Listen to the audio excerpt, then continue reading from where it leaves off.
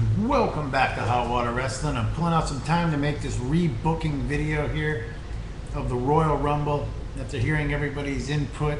There's things people have said that I agree with, and so I was thinking about how would I rebook the Rumble if I could have creative carte blanche. So this is what I would do. Basically, I'm leaving the rest of the matches intact except for the Cena-Kane match. So everything that you saw last night would have also happened unless I otherwise edit it or have something new to replace it. So that's how I'm doing this. I'm not going to do the whole pay-per-view. I'm just going to say if I could change a few things.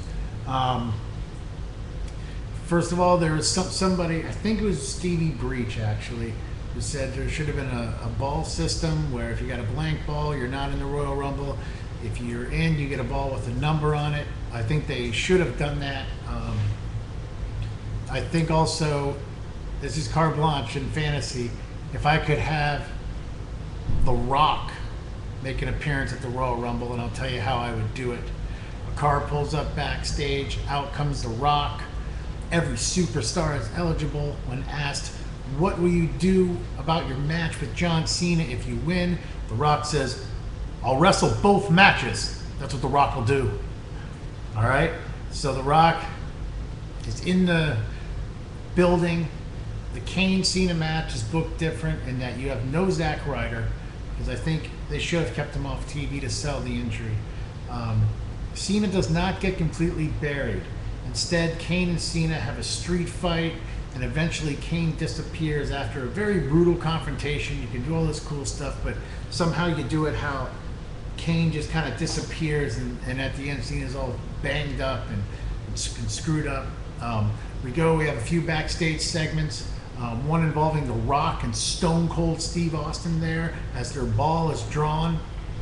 The Rock gets a ball with a number on it. We don't see the number. Stone Cold gets his ball, they're staring at each other, and Stone Cold is blank. And then, maybe give a next time kind of thing. That would have been a cool segment. That would have been something cool for the fans to see. Cena's backstage, he's all banged up. He gets a ball with a number on it. We don't know what he's going to do. We don't see the number. And you don't see every ball drawn, okay? You're just going to see a couple segments with people drawing their ball. Other than that, it's going to be a surprise of who actually got one, who didn't. The announce team gimmick, where Cole, Lawler, and Booker all got in the ring. We're done with that. We're taking that out. What we're going to do is Booker T is going to enter as a competitor. So for the Royal Rumble, okay, CM Punk is going to guest in on the announce team. So Punk comes out. It'll be a great opportunity for him. He's great on the mic. He can talk about his match, say some funny shit about Laurinaitis, whatever he's going to do, and he can be there to call it. That'll kind of give away that Booker T is maybe in the Royal Rumble, and that's fine. We'll just be anticipating his entrance at some point. It's not going to ruin anything. For comedy, I'm going to keep the Foley, Santino, Ricardo original booking. We can leave it as is, because without the announce team BS in there, and without Hacksaw Jim Duggan, he's not coming in. He's out. Find someone else to put in there. Heath Slater, I don't care. One of the Usos, Tyson Kidd, okay? Whoever, take his spot. Long story short, how about Drew McIntyre? But we're going to keep that Foley, Ricardo, Santino thing together. The Ricardo Rodriguez part was really funny. I thought Foley did a good job. Santino's horrible, but whatever. That'll be the only comedy part of the thing. It'll be better that way without the announce team thing in there. The end. The Rock, Orton, Sheamus, Jericho, Wade Barrett, a few other guys. They're in the ring. They're fighting. All of a sudden, we hear John Cena's music. Cena comes down. He's all banged up. He gets in the Royal Rumble. He's barely getting by. He's mostly getting beat up, but he gets himself in a position to just eliminate The Rock. And, everybody's like, holy shit. And, of course, Cena's staring out at The Rock like, and The Rock staring back at him, all huffy, puffy, pissed off. And then someone comes behind Cena and just throws his ass out, all right? Whatever. The Rock spits on him and maybe kicks him and walks off. Okay, that would have been great. It wouldn't have been asking too much. First of all, Cena wouldn't have looked weak from the Kane match. and then it would have been great hype for WrestleMania, and it would have been perfect, and it was a way to get them both out of the Rumble. So then we basically revert to what happened.